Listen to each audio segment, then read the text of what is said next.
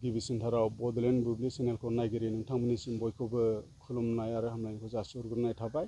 दायो जोङो बे चेनेलनि गेजेरजों जों बेखौनो अल निचमा एक्स एनडिएफबि वेलफेयारनि जानानै मिथिहोनो सानोदि जे जोंनि फैबाय थानाय 31 नं सिडली उफ्रा बिसायख'थियावहाय जोंनि बे UPPL सरकार अर्थात प्रमद बर' सार दैदेननाय सरकारखौनो जोङो 100% सापर्ट खालामबाय होननानै जोङो बे चेनेलनि गेजेरजों नोंथांमोननिसिम मिथिहरनाय जायो।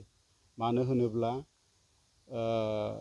जाय सरकाराव थादों, जाय सरकाराव थानाय, जाय सोलिगासिनो बे सरकारासो जोंनि थांनानै थानाय राहा एबा इयुननि माखासे जोंनि थांखि बिथांखिखौ मावफुंगोन होननानै जों नुहुरदों। जाय सरकाराव गैया बे बिथांमोनहा मालाबाबो जोंनि नांगौ न'खर संसार जानाय बा जोंनि थांनानै थानाय राहा लामा बेफोरखौ बिथांमोना मालाबाबो मावफुंना होनो हानायखौ जों नुहुराखै।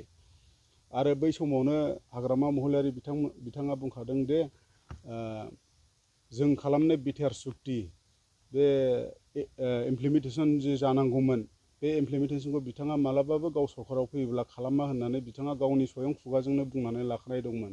दा बेनिखायनो आरो जाय बिथांमोनहा इमप्लिमेन्टेसनखौ मावफुङा होननानै बुंनानै लादों बै बिथांमोननि सरकारजोंहाय जों बोरै थानो? जोंना जेरै इमप्लिमेन्टेसन मावनांगौनि खामानि रिहेबिलिटेसननि मोननांगौ, मुंख्लं न'खरनि एक्स ग्रेसिया मोननांगौ, गफुरथिंजाय हा बारायनांगौनि सिमा बारायनांगौनि खोथा दङ, फारसेथिं केस उद्रयनि खोथा दङ। दिनै बैफोर खामानिया बिथांमोना सरकार इमप्लिमेन्टेसन खालामाबा बोरै जाफुंगोन?